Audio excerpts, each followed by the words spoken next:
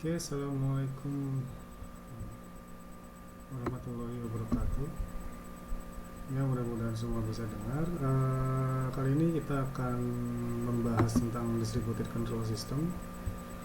Tapi sebelum itu saya ingin ngasih tahu bahwa karena dua pertemuan kemarin libur,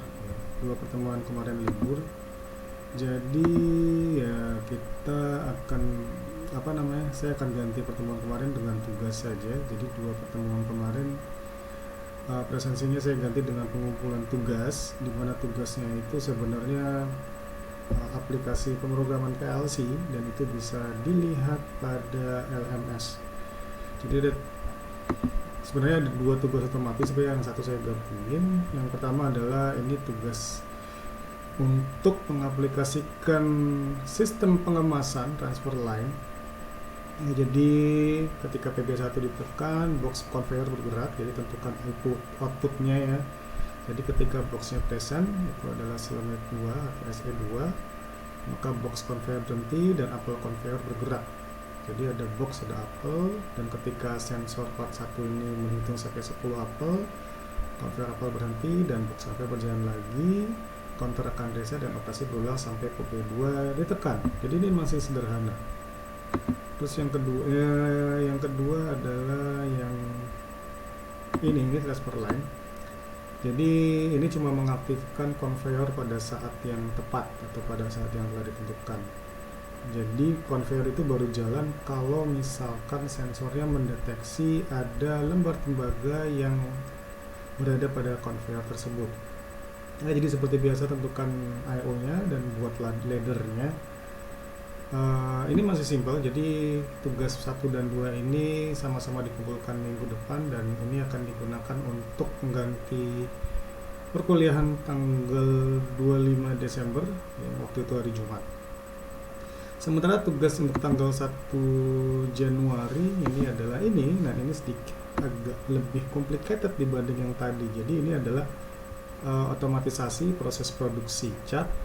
Nah, ini bisa dibaca di sini algoritma prosesnya. Jadi kita tekan PB start, ya, maka pompa dan lampu akan aktif, ya, lalu akan ada mixer lagi, dan di sisi lain conveyor A juga aktif menuangkan konsentrat pada tangki. Jadi ini sebenarnya prinsipnya mirip dengan proses pembuatan sol sepatu kemarin. Ya, ini bisa dibaca di sini keterangannya. Kalau ada yang belum jelas bisa di WhatsApp saja. Jadi ini pengganti pertemuan tanggal 1 Januari. Nah, pertemuan saat ini saya nggak akan kasih tugas, jadi karena sudah cukup ya. Saya kasih materi saja, yaitu tentang DCS atau Distributed Control System. Ini sebenarnya pernah diberikan pada waktu kuliah SCADA, tapi sekarang saya akan jelaskan secara lebih detail ya, apa sih DCS itu. Jadi kalau misalkan kita mau bilang DCS itu sebenarnya mirip sama SCADA, itu ada benarnya. Karena ada sistem monitoring, controlling, lalu ada komunikasi, data highway, lalu ada piranti pengontrolnya, lalu ada sensor-sensor yang terhubung dengan plant. Kurang lebih seperti itu. Tapi DCS itu lebih product oriented. Apa yang dimaksud dengan lebih product oriented? Jadi kalau misalkan kita beli DCS itu satu kesatuan utuh dari bagian atas monitoring, controlling, lalu dari pengontrolnya sendiri dan juga dari sensor-sensornya. Biasanya membentuk satu kesatuan sehingga harganya tentu saja jauh lebih mahal. Satu DCS yang sederhana, ya bisa dibilang sederhana sekalipun itu harganya adalah miliaran. Jadi memang eksklusif, biasanya memang dimiliki oleh industri-industri besar. Sementara sistem SCADA ya kalau misalkan kita telaah dikumpulkan satu-satu bisa jadi mahal karena komputernya kalau kita beli masing-masing 10 juta, ada 10 aja 100 juta. Tapi enaknya adalah kita bisa mengkonfigurasi sendiri sistem yang kita inginkan sesuai dengan produk yang kita beli. Jadi kita nggak mesti membeli merek komputer tertentu atau PLC tertentu, karena sekarang masing-masing PLC sudah bisa berkomunikasi dengan jenis PLC lain. Demikian juga sensor transducernya juga nggak produk bus base ya, artinya kita bisa beli PLC dan sensornya mau sensor yang murah harga 500-an atau 5 jutaan itu bisa dikoneksikan ke PLC. Kalau kita bicara masalah arsitektur umum dari DCS, nah kita bisa ngelihat di sini sih. Ya, jadi ada supervisory host, itu biasanya para manajer ya, manajer yang ingin mengetahui kondisi di lapangan atau kondisi di plan. Jadi kalau sebuah sistem udah bagus dan menyatu secara keseluruhan, nah bagian supervisory atau pengawas itu dia lebih ke monitor ya, lebih ke monitor sistem umum secara umum. Lalu ada operator control panel ya, jadi ibaratnya dia yang mengubah setting-setting, itu biasanya jabatannya juga udah lebih tinggi dibandingkan operator biasa. Dia mau mengubah setting pengontrol atau mengubah setting-setting lain itu menggunakan control panel. Oh ya, untuk supervisory host sama operator control itu dia biasanya komputer biasa ya, komputer tapi mereknya sudah dedicated. Lalu ada main computer ya, main computer itu komputer umum, komputer yang bisa diakses sama semua orang. Lalu, ya nggak semua orang yang kerja di situ. Lalu ada operator control, biasanya dia hanya berfungsi untuk monitor segala kegiatan dan juga tidak mengubah settingnya. Jadi beda antara operator control panel sama operator control. Jadi yang satu mengubah setting, yang satu enggak. Lalu ada penyimpan arsip data. Kalau misalkan istilah kerennya adalah historian. Jadi dia akan menyimpan trend data logging dari semua proses yang ada pada sistem sehingga nanti bisa dianalisis ke depannya dan bisa dijadikan gambaran tentang performansi dari plan secara umum. Analisis ini biasanya nanti akan dilakukan oleh para engineer ya. Misalkan ini ternyata proses produksinya kurang optimal, maka akan ada bagian yang akan dilakukan perubahan atau adjustment untuk lebih mengoptimalkan sistem. Karena secara prinsip industri proses ini tujuannya adalah untuk mencapai hasil seoptimal mungkin ya, jadi dengan waktu yang sama bisa menghasilkan produk dengan kualitas yang bagus dan cost yang rendah dan juga jumlah yang besar. Nah, di sini di bawah ada data highway ya. Data highway itu maksudnya apa? Data highway itu ya kalau misalkan contohnya itu adalah kabelan ya, kabelan yang menggunakan protokol TCP/IP. Lalu dia akan sambung ke local computer. Local computer itu bedanya dengan yang di control room. Jadi ini semua di control room ya. Kalau misalkan kemarin sudah belajar tentang instrumentasi and control process, kita akan tahu apa yang dimaksud dengan proses flow diagram sama piping and instrumentation diagram, di mana penggambaran sistemnya itu secara umum bisa jadi beda. Nah, local computer itu diletakkan di area yang dekat dengan sensor dan dia hanya memonitor beberapa bagian saja. Jadi kalau misalkan bagian di control room itu dia memonitor ya semua keadaan di plan, maka local computer dia hanya mengontrol atau memperlihatkan bagian di area-area tertentu saja. Lalu di sini ada display, ya, display itu untuk menunjukkan nilai. Ya, jadi untuk local computer unit dia itu mengendalikan secara langsung. Jadi kalau misalkan dalam hierarkinya dia yang bertanggung jawab terhadap proses langsung pada lapangan, sementara kalau misalkan yang di atasnya yang operator control dan ini itu lebih ke mungkin fungsi monitoring ya, fungsi monitoring. Nah, jumlah pengendalinya itu bisa dari 8 hingga 16 loop ya. Ya, maksudnya loop itu apa? Artinya ya loop itu dia akan close loop. Itu dia bisa memonitor atau mengendalikan 8 sampai 16. Loop itu sendiri artinya sesuatu yang diukur lalu diumpan balikan. Biasanya diumpan balikan. Nah, jumlah input analog itu bisa sampai 32 input dan jumlah output itu analog itu juga 16 output dan dilengkapi juga dengan input dan output digital. Jadi jangan bayangkan local computer unitnya itu sama dengan PC yang kita pakai sehari-hari. Jadi ini sudah dimodifikasi sehingga dia bisa menerima I/O. Ibaratnya kayak apa namanya, integrated lab view dengan depth lab view dengan komputer kan. Kenapa kita namakan komputer? Karena dia tidak sesimpel PLC ya. Kenapa saya bilang tidak sesimpel PLC? Karena PLC itu terbatas kemampuannya, sementara komputer dia lebih bisa memproses sistem yang lebih rumit. Lalu ada data acquisition unit, itu dia biasanya punya saluran I/O dari 2 sampai 16 kali, dan ini fungsinya hanya untuk ngumpulin data. Jadi dia menerima data dari sensor dan dia tidak melakukan pengontrolan sama sekali. Jadi ingat ya, monitoring atau pemantauan dan controlling itu sesuatu yang beda.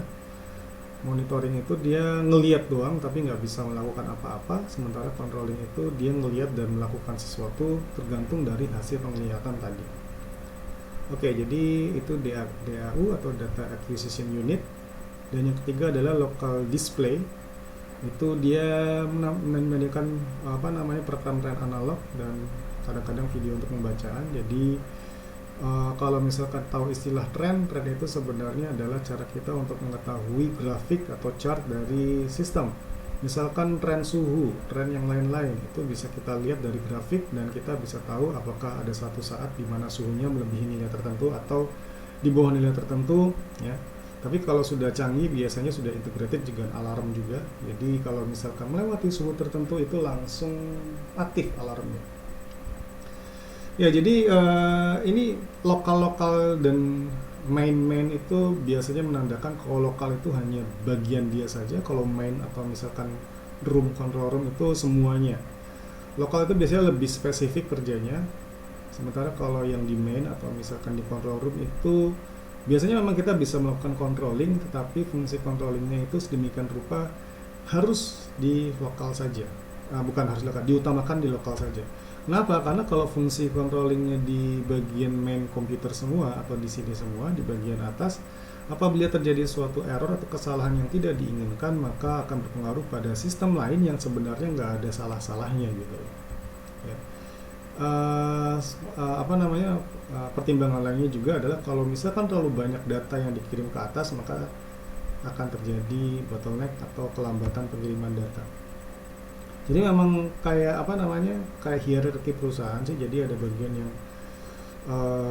memantau bagian itu saja dan ada bagian yang memantau kerja dari semuanya.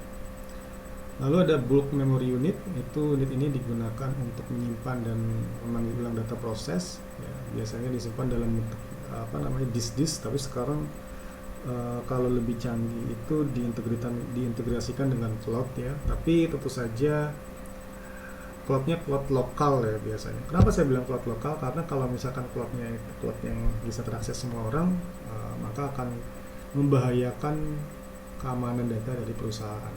Jadi sistem pengiriman ke cloud itu untuk beberapa hal memang cocok, tapi untuk sistem yang melibatkan industri proses biasanya tidak terlalu ingin mengirimkan sebuah data ke cloud, karena kan datanya data yang bersifat ya bisa dibilang rahasia perusahaan, nggak ingin terlalu diekspos juga. Jadi kalau misalkan kita gunakan IoT di sini, sensor-sensornya pakai IoT, sebagian besar industri proses yang nggak ingin pakai itu, artinya karena data yang dikirim ke cloud itu sangat mungkin bocor atau diambil oleh pihak lain, sehingga mereka lebih suka menggunakan lokal sini saja, lokal control ya. Tapi bisa jadi ada sebagian yang dikirimkan ke cloud. Fungsinya untuk apa? Fungsinya untuk integrasi, misalkan perusahaannya memiliki banyak cabang dan dia ingin mengintegrasikan semua data. Itu mungkin datanya bisa dikirim ke cloud, tapi bukan data-data yang bersifat krusial atau bersifat rahasia. Lalu ada general purpose computer.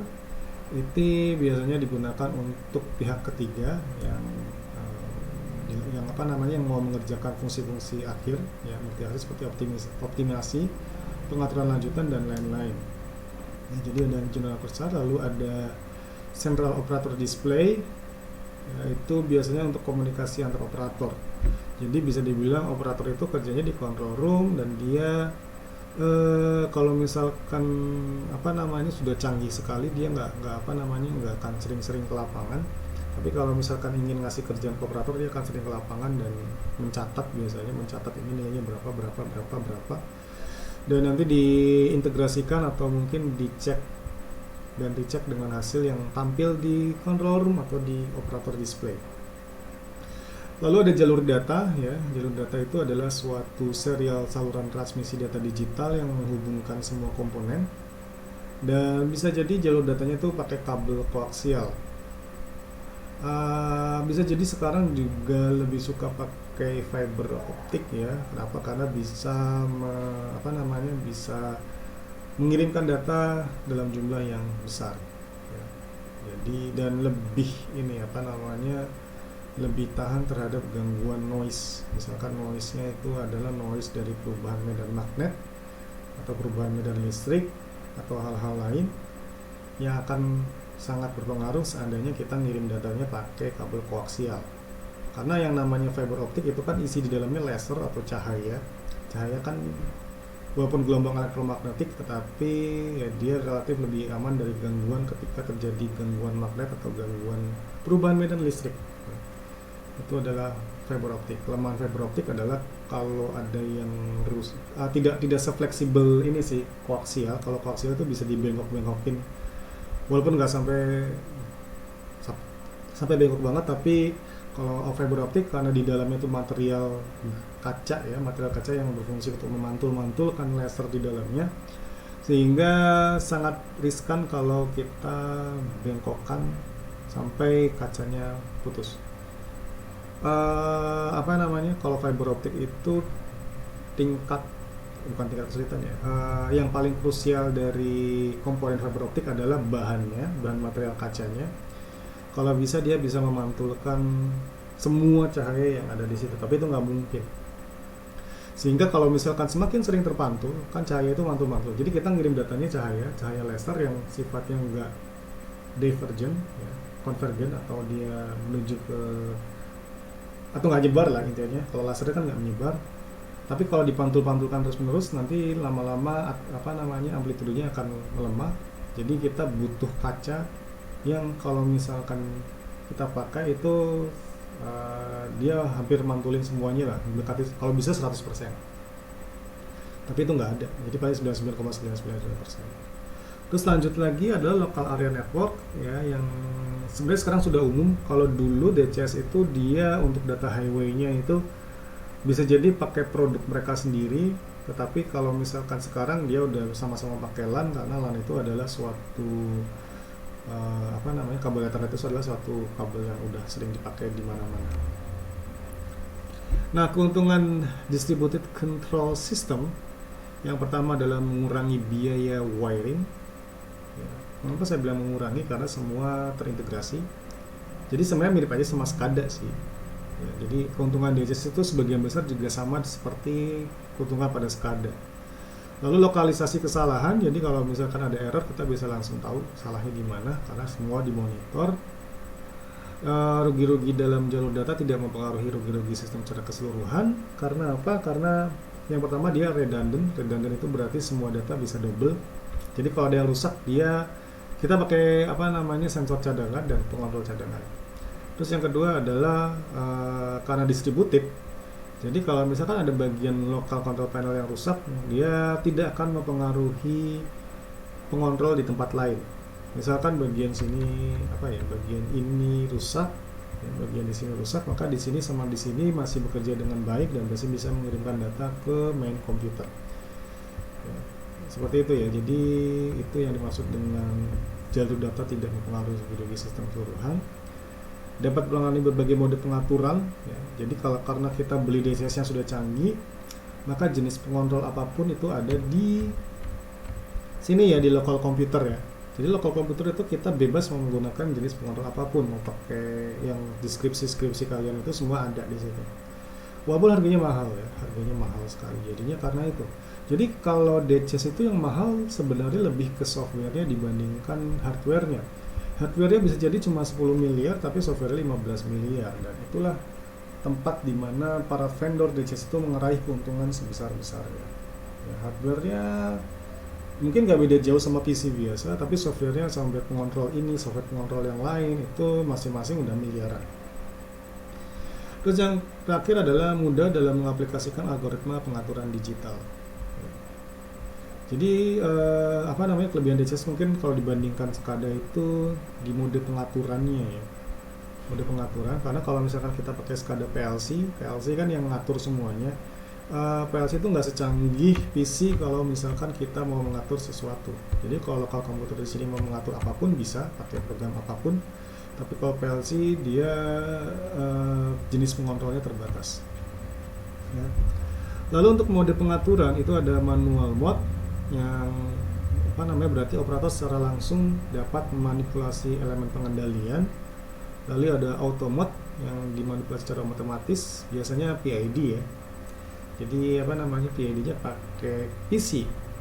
Kalau PLC sebenarnya biasa juga sih pakai PID ya, karena PLC itu walaupun dedicated untuk digital input digital output, tapi sekarang udah mengadopsi analog input analog output. Walaupun kadang-kadang apa namanya, mungkin karena dia I/O tambahan jadi nggak fleksibel pengontrol pada DCS ya. Karena kan aslinya si PLC kan memproses data-data digital. Lalu ada supervisory mode ya, jadi kita mengatur set point dari loop pengaturan ya, set pointnya. Jadi apa namanya, operator itu biasanya nggak ngatur set point karena apa ya, karena mungkin belum dianggap cukup ilmunya untuk ngatur set point. Jadi yang ngatur set point itu adalah engineer, dia yang tahu nilainya ini harus berapa. Karena kalau misalkan operator di apa namanya diberi kewenangan untuk ngatur set point sesuka dia, ya takutnya nanti malah nggak sinkron. Lalu ada computer mode, itu adalah pengaturan direct digital control ya. Direct digital control itu adalah nilai yang apa namanya, yang bisa langsung kita kontrol menggunakan digital. Nah, ini adalah loop system ya. Jadi tadi kan kita udah bilang kalau misalkan dari satu lokal komputer hidup dia bisa mengendalikan 8 hingga 16 loop secara mandiri. Nah, loop ini sendiri adalah seperti ini ya. Jadi yang pertama ada 1 2. Satu itu adalah sensing element. Ya, jadi kita bilang ini kan kayak umpan balik ya. Jadi kalau skripsi kalian ya secara garis besar adalah seperti ini. Jadi ada sensornya jelas. Sensornya itu dan 2 sinyal generator itu kalau disatuin namanya transducer. Jadi ingat ya, sensor sama transducer itu beda. Transducer itu ada satu package secara keseluruhan, udah melibatkan pengolahan sinyal dan lain-lain, juga konversi sinyal. Sementara kalau sensor itu adalah sensing elemennya yang mendeteksinya, jadi ujungnya saja. Jadi kalau misalkan sensing elemen mungkin dia hanya melibatkan perubahan fisis ketika terjadi sesuatu. Misalkan kalau misalkan termistor, kalau misalkan terjadi pemanasan itu maka resistansinya berubah, maka itu sensor termistor. Tapi kalau misalkan kita buat package sehingga dia bisa keluar tegangannya berapa, itu sudah masuk transducer ya. Jadi paket transducer. Jadi 1 2 itu transducer, sinyal generator artinya ya dia akan berusaha mengkondisikan sinyal, karena bisa jadi keluaran dari sensor itu masih bukan berupa tegangan, sehingga apa yang bukan berupa tegangan itu dikonversi menjadi tegangan oleh sinyal generator dan besar tegangannya disesuaikan. Lalu ada transmission itu berarti ya kabel biasa. Ya kalau wireless saya kok merasa untuk sistem DCS ada sih yang pakai wireless. Cuma karena dia krusial, artinya dia butuh data dalam bentuk cepat, sebagian besar masih pakai wiring biasa. Lalu 3 sinyal conditioning. Sinyal conditioning itu artinya kita mengkondisikan tegangan yang diterima dari sinyal generator. Misalkan terlalu kecil atau terlalu besar atau masih masih kurang dayanya, ya kita kondisikan di sinyal conditioning. Lalu ada multiplexing, dia menggabungkan semua data-data ya, data-data multiplexer, dia gabungin data-data dari tempat lain. Amplification, penguatan. Lalu pasti ada ADC.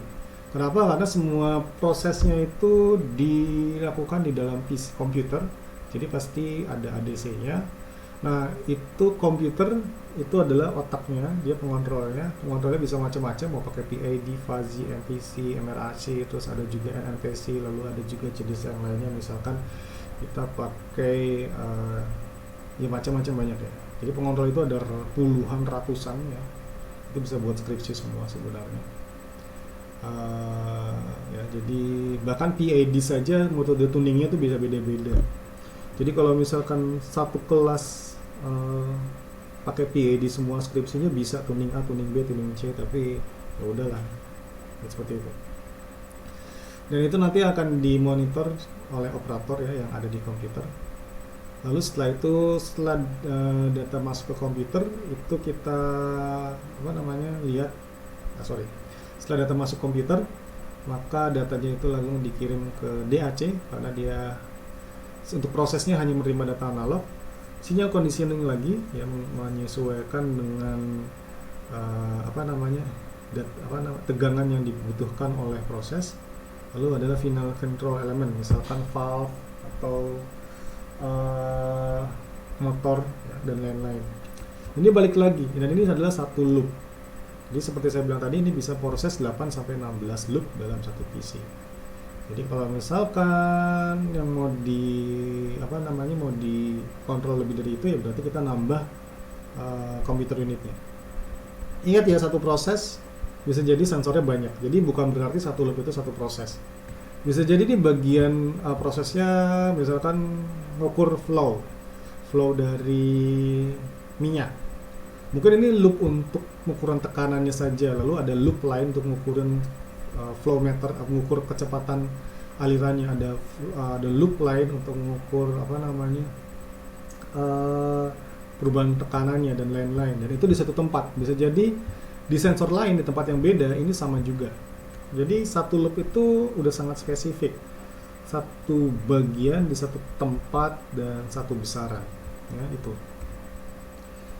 Nah, untuk tipe DCS itu ada yang konvensional. Jadi kalau konvensional itu dia cuma pakai satu vendor ya, satu vendor, jadi ibaratnya satu paket semuanya. Jadi kalau beli DCS itu enaknya adalah kita nggak usah mikirin yang lain-lain, beli satu jadi. Kita sesuaikan dengan I/O-nya dengan apa yang mau kita ukur. Jadi kalau misalkan kalian menjadi control engineer, itu kadang-kadang kerjanya mudahnya minta ampun karena dia cuma ngitung I/O.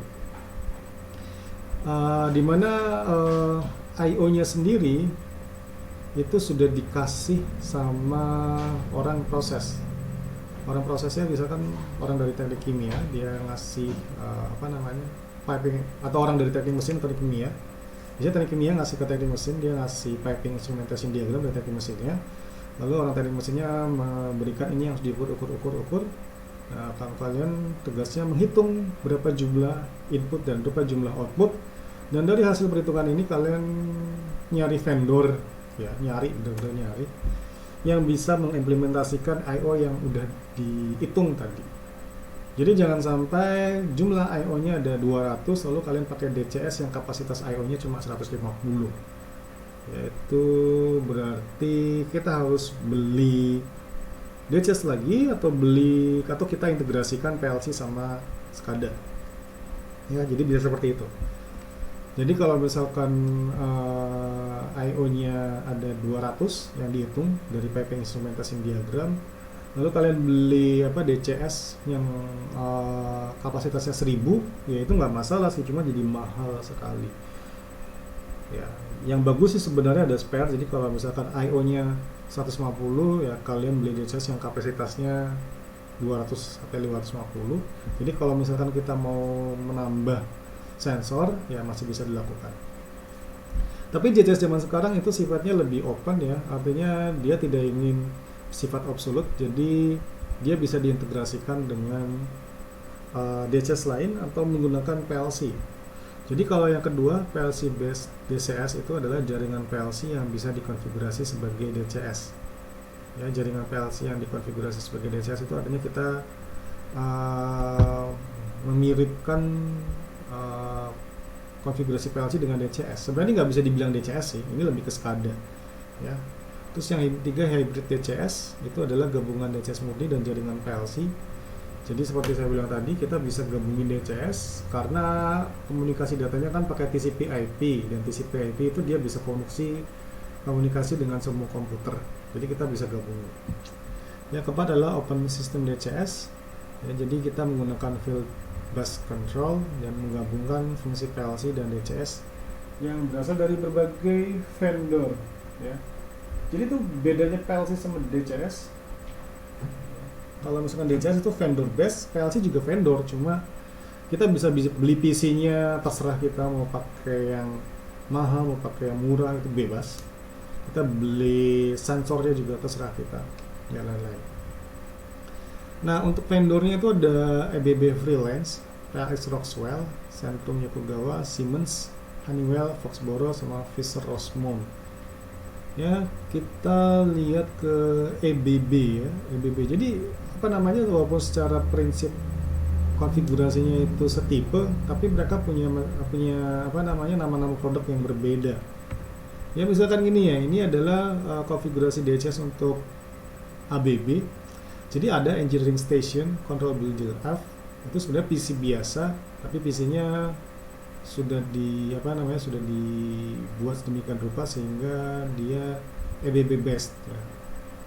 Lalu ada operator station ya, jadi sama kayak tadi ya, engineering station, dia itu lebih, kalau misalkan kita lihat di konfigurasi ini, itu lebih kayak yang ngatur settingan awalnya ya. Jadi engineer yang udah pengalaman itu biasanya dilepaskan di sini.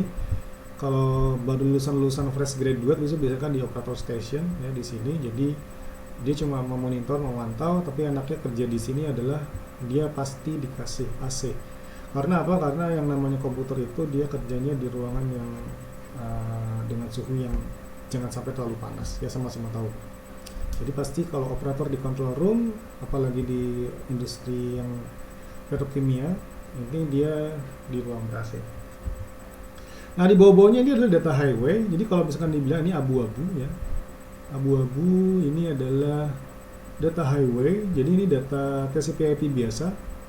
Dia bisa connect ke PLC, ke TCP/IP biasa. Lalu di sini ada yang merah itu Modbus. Ada Profibus, ada Modbus. Jadi kalau mau lihat gambarnya kayak gini. Nah, kita ngeliat ke panel 800 ABB ya. Jadi sepertinya produk apa sih itu? Kita sama-sama searching aja. Ya. Ini gambar Profibus ya, ini panel 800 ABB.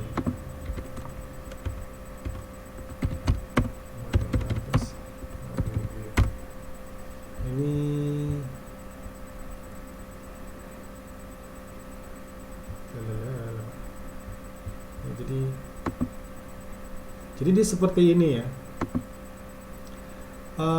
Jadi dia kayak ini namanya HMI sih sebenarnya, tapi dia touchscreen. Jadi nanti di sini dia akan memonitor bagian-bagian dari plan tertentu, ya. Touchscreen, dan apa namanya ya, kita bisa ngatur-ngatur sih di situ. Dia komunikasinya pakai kabel-kabel kayak gini, Profibus kabel. Nanti contohnya ya bentuknya kabel biasa, cuma protokolnya namanya Profibus. Jadi ingat ya, kayak Ethernet itu protokolnya TCP/IP, lalu ada Modbus. Modbus itu Modbus kabel ya. Itu kabel biasa sebenarnya, tapi protokolnya Modbus. Nah, tiap sensor atau tiap piranti itu bisa jadi dia berkoneksi dengan protokol yang berbeda. Ya, jadi Modbus kabel kayak gini, mirip-mirip saya sama Profibus. Ya. Ini Modbus kabel. Ya. Seperti ini. Jadi kabel biasa tapi protokolnya yang beda. Ini adalah Profibus. Ini adalah panel. Ya, panelnya itu kayak HMI. Itu adalah contoh sistem yang sudah canggih ya. Jadi ini panel 800. Udah, ini juga local operator station. Jadi saya kasih tahu ya, kalau lokal itu berarti dia ngatur bagian lokal doang. Nah, ini adalah kabel Ethernet ya. Karena data highway. Di sini kita pakai kabel yang tadi yang saya tunjukin, Profibus. Dia hubungin dengan komponen-komponen aktuator, motor, lalu panel 800. Ini kayak HMI. Jadi dia kayak monitoring system tapi lokal. Nah, ini adalah sensor-sensornya. Ya. ya, sensor motor dan lain-lain. Di sini juga ada bagian lain, ini ada Profibus Remote I/O. Ya, ini ada controllernya, bentuknya kayak gini, mirip PLC, tapi dia lebih memproses data analog ya. Dan dia ada apa namanya? Ini mungkin kabel koaksial biasa karena dia energy stop with push button. Ya, ini kabel koaksial biasa. Ini kalau ini Profibus. Jadi apa artinya kalau misalkan di sini ada yang nggak nyambung, ini nggak ngaruh ke sini. Dia masih bisa koneksi yang lain. Jadi itu pentingnya kenapa namanya distributed control. Dia mendistribusikan controller. Jangan sampai semuanya di atas semua. Misalkan, oh saya mau mengatur semuanya dari sini. Kalau ini rusak, berarti ini cerai-berai, nggak karu-karuan. Tapi dengan mendistribusikan kontrol, misalkan oh saya taruh di sini, di sini, di sini, dan di sini. Kalau ada yang rusak di bagian ini, maka yang lain nggak terpengaruh ya. Itu pengertian DCS-nya. Lalu ini contoh apa namanya bentuk-bentuk ininya industrial Ethernet. Lalu dia ada istilah optionally redundant. Redundant itu artinya double. Jadi kalau misalkan kabel Ethernetnya di satu tempat putus, kita bisa pakai Ethernet yang lain langsung. Tapi kita bisa deteksi putus sehingga apa namanya bisa langsung dilakukan perbaikan. Kalau semua industri semua udah redundant sekarang. Jadi ibaratnya kalau monitornya itu ada satu kabel yang digigit tikus atau digigit ular, kita bisa pakai kabel yang lain. Dan selama kita pakai kabel yang lain, kita lakukan perbaikan untuk pergantian. Karena yang namanya industri proses ini butuh kecepatan kecepatan akses yang tinggi. Jadi jangan sampai hal-hal yang remeh-temeh itu mengganggu proses. Nah, ini adalah mirip PLC controllernya, lalu dia ngatur. Jadi bayangin aja PLC dia terhubung dengan macam-macam benda. Cuma berhubung ini lebih canggih dari PLC, dia bisa ngatur dengan mode pengontrol yang jenis apapun. Dia bisa mengontrol juga bentuk-bentuk yang lebih canggih dari itu. Jadi ada Universal Motor Controller, jadi bisa jadi ini mengoneksikan dengan kontrol lainnya. Ya, ini Profibus, ini bisa koneksi dengan kontrol lainnya. Ya, jadi ini bukan sensor, ya. Jadi ini pengontrol utama, tapi dia terhubung dengan pengontrol kecil. Jadi dia mendistribusikan apa yang sudah didistribusikan ke dia. Ya, lalu ini ada macam-macam field bus ya. Jadi di sini kita ada yang pakai field bus, ada yang pakai Profibus, ada yang pakai Modbus ya. Jadi bus yang beda-beda ini bisa connect ke ke AC800F controller. Itu produknya si ABB. Jadi kalau PLC kan dia paling cuma bisa koneksi ke kabel koaksial biasa sama TCP/IP ya. Atau sama serial ya. Kalau misalkan yang di lab itu ada yang bisa connect sama serial. Kalau di sini dia bisa connect ke semua jenis bus. Modbus, Profibus, Fieldbus, dan lain-lain. Dan itu nanti akan terkoneksi dengan device yang berbeda karena masing-masing device juga terkoneksi dengan protokol yang beda-beda. Nah, ini juga sama. Jadi ini adalah controller redundant ya. Redundant artinya jadi bukan hanya kabelnya yang redundant, tapi controllernya juga redundant. Jadi kalau misalkan controller di sini rusak, kita bisa pakai controller lain yang mengatur hal yang sama. Jadi kalau proses yang canggih itu memang semuanya redundant, sehingga nggak heran biasanya kalau kerja di sini gajinya besar karena berarti kan perusahaannya udah kaya banget gitu loh, semuanya dibeli double ya. Karena dia ingin meminimalisasi kemungkinan terjadinya kesalahan proses atau kelambatan proses karena adanya kabel yang rusak atau controller yang rusak atau sensor yang rusak gitu. Nah, ini contoh dari AC700F controller, ini AC800F controller, ini contohnya. Jadi mirip PLC atau mirip RTU. Kalau misalkan kalian udah pernah udah ke SCADA sistem di gardu, ini mirip RTU. Ya, tapi dia lebih compact, lebih kecil, dan dia bisa koneksi ke semua jenis bus. Ini kabel-kabelnya bisa koneksi ke semua jenis bus. Ini bus apa, dan lain-lain. Ya. Oke, lalu ini ada AC700 CPU Plug on Terminal Unit. Ini juga sama kayak tadi. Ya, jadi ini pengontrol I/O modul. Ya. Dia bisa koneksi dengan jenis yang berbeda. Lalu di sini ada display panelnya. Ya, di sini. Lalu di sini ada Profibus masternya. Jadi yang mengkoneksikan semua sistem yang terhubung ke protokol Profibus. Ya. Lalu di sini ada station bus, ya, Profibus, station bus. Lalu ada yang pakai field bus. Ya. Lalu ada remote I/O. Remote I/O itu artinya bahwa dia input outputnya itu terletak semakin jauh mendekati lapangan, jadi semakin jauh dari controller. Lalu ada apa namanya DPPA di sini, ada juga field device ya. Jadi makin ke bawah makin kompleks ya. Nah, ini adalah HMI-nya. Jadi ini adalah suasana di dalam control room. Ini adalah HMI-nya, tampilannya akan seperti ini. Kalau misalnya di kita bisa pakai Wonderware atau Citex SCADA ya. Ada juga yang kalau di Omron kita udah pakai graphic designer di Omron kemarin di SCADA, karena online jadinya kita pakai itu. Tapi kita bisa pakai Citex SCADA atau atau Wonderware di sini ya. Contoh graphic display ya. Kita bisa atur sendiri tampilannya. Nah, itu untuk ABB ya, ABB.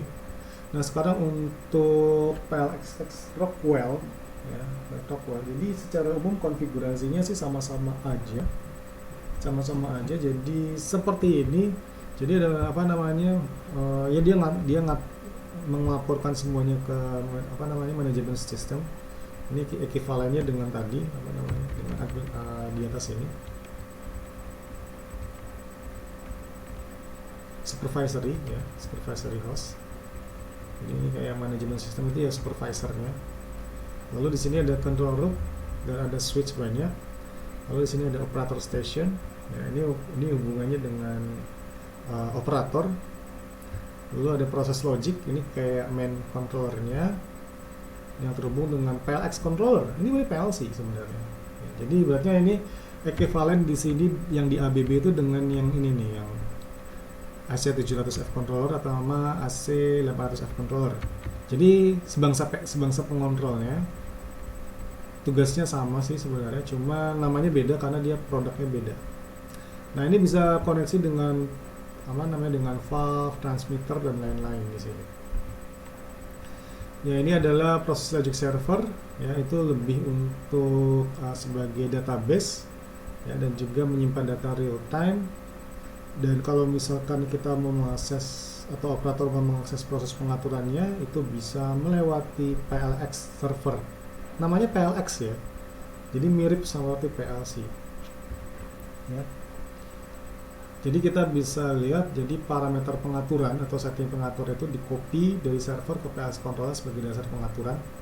Jadi apa namanya ya, dia operatornya itu ya copy-paste. Kenapa operatornya copy-paste? Karena dia tidak memiliki wewenang untuk merancang parameter pengaturan.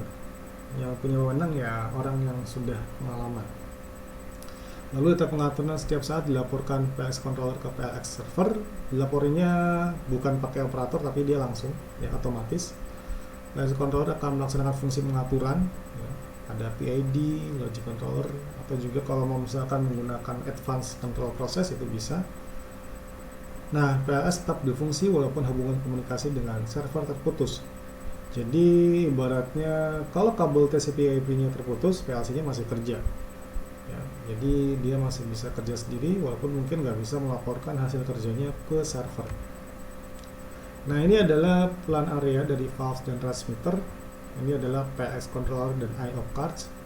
Dan dia biasanya menggunakan standar, ini standar umum ya, 4-20 mA untuk input analog dan 24 volt DC untuk input digital atau discrete ya. Sama juga umumnya 8-16 piranti per bagian I/O ya. Ini adalah PLX controllernya, mirip PLC ya. Jadi nanti kita nambah modul kalau nambah I/O. Lalu di sini ada I/O cards ya, seperti I/O pada PLC, Zener barriers, lalu ada 8 pasangan kabel, lalu second chassis ya. Ini adalah redundantnya. Jadi kalau ada masalah dia bisa ganti ke sini. Nah, ini ada pasangan dari field device dan ada 8 pasangan kabel dari controller kabinet. Nah, ini pengawatannya ya. Jadi ini udah masuk ke bagian field field areanya. Ini thermocouple ya, kita udah sama-sama tahu itu untuk ukur suhu, dia bisa langsung connect ke bagian sini. Lalu ada transmitter, lalu di sini ada pemancar untuk suhu. Artinya dia bukan memancarkan ya, dia biasanya ngasih tahu suhunya berapa. Jadi kalau misalkan operatornya disuruh ke lapangan, biasanya dibaca-baca ini. Berapa sih suhunya, apakah sesuai dengan apa yang ditampilkan di control room, kurang lebih seperti itu. Kalau sesuai, dicentang sesuai, lalu balik lagi ke control room. Lalu untuk transducernya kita bisa lihat kita pakai solenoid valves untuk valvesnya, lalu saluran udara untuk valve ya. Ini kan apa namanya, ini untuk elektrik pneumatik ya. Jadi karena kan transducer itu dia bisa dimonitor menggunakan kabel ya, tapi dia sebenarnya menggerakkan pneumatik ya. Jadi di sini ada saluran udaranya untuk masing-masing valve-nya, tapi pergerakannya bisa dimonitor di HMI. Nah, ini adalah kabel solenoid dan ini adalah pasangan kabel dari field termination cabinet ya.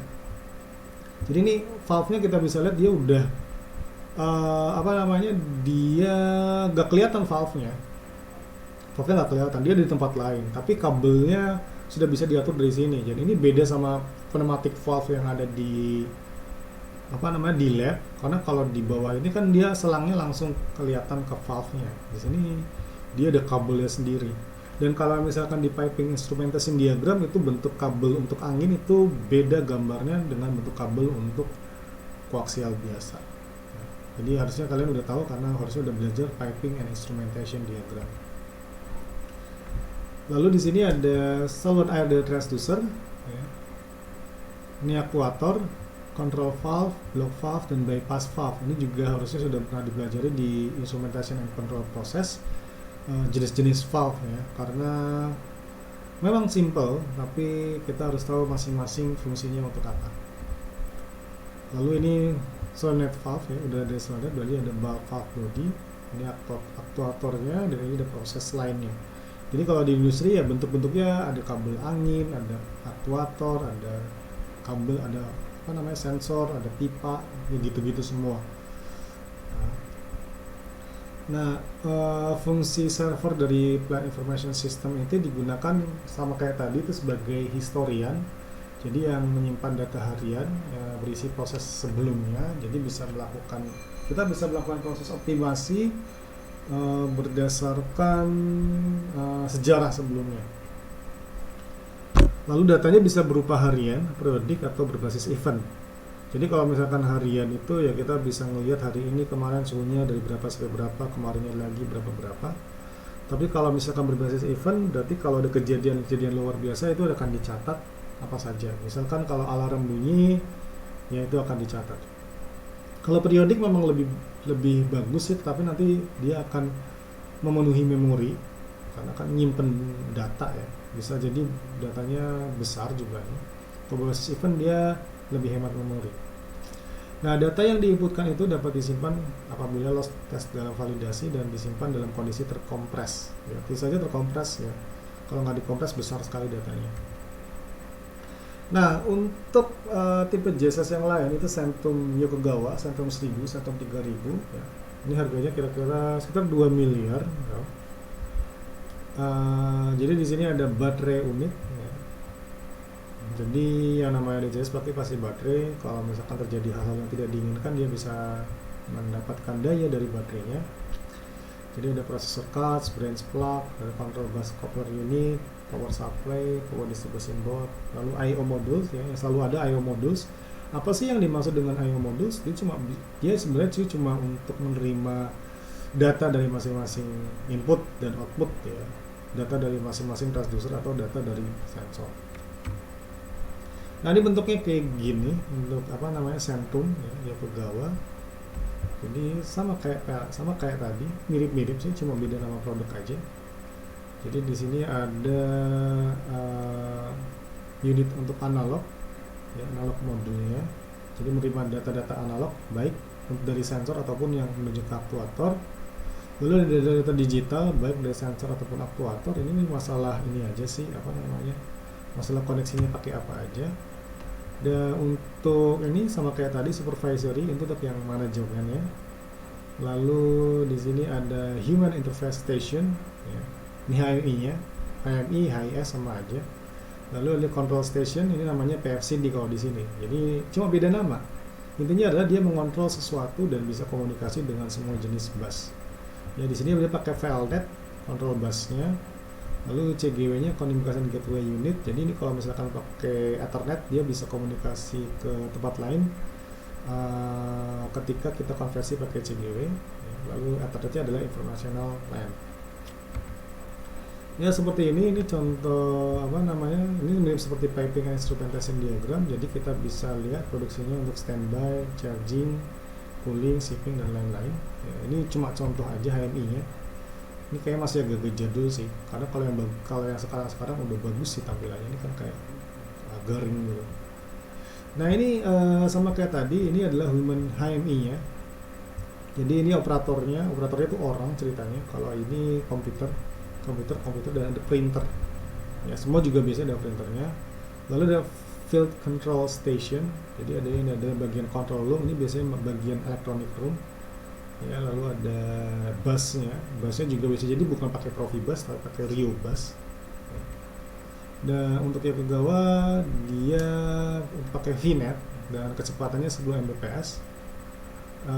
Dan maksimal kabelnya panjangnya 500 meter dan bisa jadi 20 km kalau misalnya dia pakai repeater atau penguat sinyal sebenarnya atau fiber optic.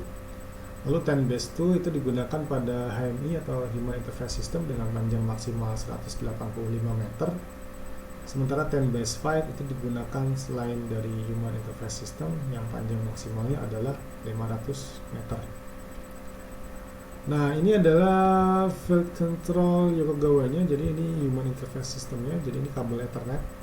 Masing-masing terkoneksi ke I/O. Ini adalah VNet-nya yang tadi ya. 10 Mbps. Nah, panjang kabelnya juga udah ditentukan. Lalu dia pakai Rio bus lagi. Beda lagi busnya dengan yang Profibus, Modbus, Control bus dan lain-lain. Dan itu pakai NIU ya. Not Interface Unit. Lalu di sini ada safety barrier dan ini adalah bagian sensornya yang melakukan pengukuran dan manipulasi ke proses. Ya, untuk yang Yokogawa itu biasanya pakai standarisasi protokol. Itu adalah protokol komunikasi antara proses kontrol dengan ruang kontrol. Jadi protokol itu aturan. Kabelnya jadi kabel biasa. Nah, ruang kontrol dengan bagian proses itu dihubungkan dengan kabel data sederhana. Itu dia berfungsinya untuk mengurangi biaya instalasi. Nah, datanya itu berbentuk digital, jadi nggak perlu ADC maupun DAC. Ya. Jadi udah digital dari sananya, jadi nggak perlu di sini bukan kelebihan ya. Fitur uniknya adalah dia nggak perlu pakai ADC dan DAC. Itu bisa digabungkan dengan sistem manajemen. Bisa digabungkan dengan vendor yang beda dan mengurangi biaya pemeliharaan. Ya, ini jaringan open sistemnya seperti ini. Ya, kita bisa lihat ini adalah digital data semua. Ini ada bisa digabung dengan PLC Yokogawa. Nah, ini adalah filter H1 dan H2. Kalau misalkan H1 itu kecepatannya moderate, lalu dihubungkan dengan piranti yang memiliki 2 kawat yang sifatnya low power atau piranti 4 kawat, datanya digital, dan busnya itu dialiri power supply selain data itu sendiri, jadi lebih hemat kabel. Jadi kabelnya itu bisa dialiri data, bisa dialiri supply arus. Itu sama seperti power line carrier ya. Jadi ingat ya, ada PLC itu ada yang programmable logic controller. Ada power line carrier. Power line carrier itu artinya kita bisa memberikan suplai tegangan atau daya ke kabelan sehingga kabelannya itu lebih efisien. Selain ngirimin data, dia ngasih selain ngasih data, dia dapat suplai daya juga. Kalau di telepon dulu kita pakai PoE, Power over Ethernet. Jadi kita nggak perlu hubungin si telepon itu dengan dengan kabel PLN. Ethernetnya itu sendiri udah cukup untuk memberikan suplai tegangan pada telepon. Lalu untuk segmen H2 itu kecepatannya tinggi, itu menghubungkan segmen H1 dan terhubung pada sistem manajemen ya. Jadi H2 itu yang bagian control room-nya, bagian-bagian yang di canggihnya yang di atas. Kalau H1 itu bagian-bagian yang mendekati lapangan. Ini bedanya ya segmen H1 sama H2. Nah, ini adalah delta V. Delta V itu beda lagi ya. Delta V, cuma cari delta V nanti dia produknya siapa. Sama kayak tadi, ini ada engineering station, ini ada operator station, ini adalah H2 bus. Dan ini controllernya. Ya, controllernya, lalu ada I/O extension. Maksudnya ekstensi apa? karena di sini udah ada I/O tapi jumlahnya kurang, jadi kita tambah lagi. Intinya dia bisa connect ke banyak sensor atau banyak transducer ya. Jadi ini sama kayak tadi, ada engineering yang fungsinya untuk ngasih set point, ini ada operator. Sebenarnya harusnya di sana juga ada manajemen workstation atau ada supervisor ya di atasnya. Mungkin nggak digambarkan. Ya itu kurang lebih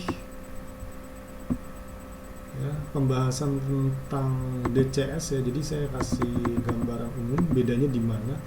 Jadi kalau misalkan kita lihat sih sebenarnya sistem secara umumnya mirip-mirip sih. Ya mirip-mirip ya dengan konfigurasi ini kan konfigurasi umumnya. Jadi biasanya ada operator control panelnya, ada historiannya, ada operatornya, ada supervisornya.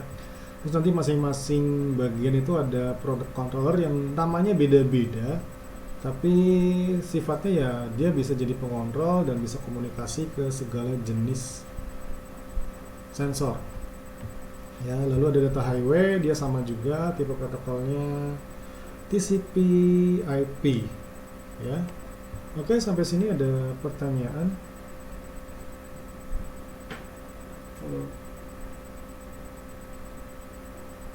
Ini Pak.